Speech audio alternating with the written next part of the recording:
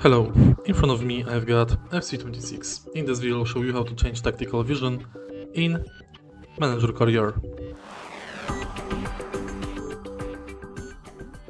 In the beginning, let's go to Manager Career and go to Squad.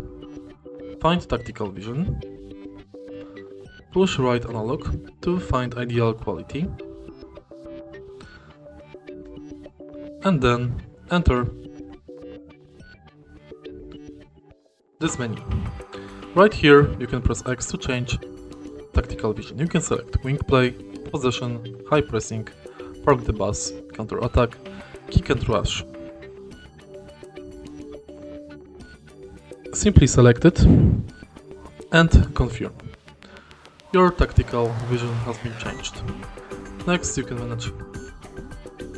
go to coach management and select attack players.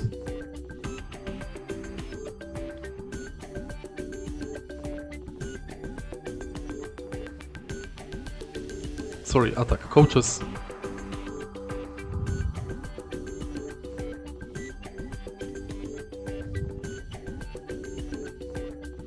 Midfield, defense and goalkeeping coaches. If you find this video helpful, please leave like, comment and subscribe.